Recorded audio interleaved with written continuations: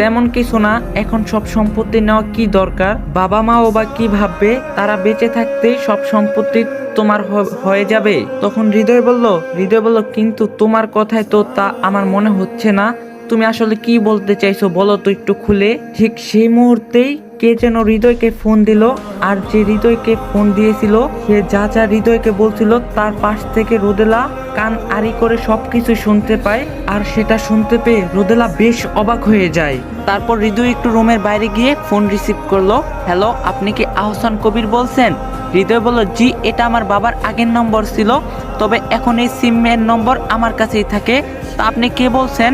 লোকটি বলল, আমি আমার পরিচয় দিচ্ছি, তবে তার আগে বলুন আপনি কে। হৃদয় তখন বলল, আপনি যাকে ফোন দিয়েছেন আমি তার ছেলে হৃদয়। কেন, কি হয়েছে? সেই লোকটি বলল, ও আপনি তাহলে তার ছেলে। আসলে আমি আপনাদেরকে একটা কাজের জন্য ফোন করেছিলাম। হৃদয় বলল, হ্যাঁ বলুন, কি কাজ? লোকটি বলল, আচ্ছা আপনার কি মনে আছে, আপনার ছোট ভাই মনে হবে, সম্ভবত রাফি নামে হবে, সে যে জেলে ছিল, আমি সেখানকার জেলার বলছিলাম। হৃদয় বলল, জেলার মানে? এখন আবার কি দরকার, কোনো সমস্যা কি হয়েছে? তখন লোকটি বলল, না তেমন কোনো সমস্যা হয়নি, আসলে আমি এখানে নতুন এসেছি, তাও 4 থেকে 5 মাস হবে। তা হঠাৎ তার ফাইলটায় চোখ পড়লো, কিন্তু তার ফাইলে দেখলাম সে 8 বছর জেলে থাকলেও তার আজ পর্যন্ত তার পরিবারের কেউ তার সাথে দেখা করতে আসেনি, তাই আজ ফোন দিলাম।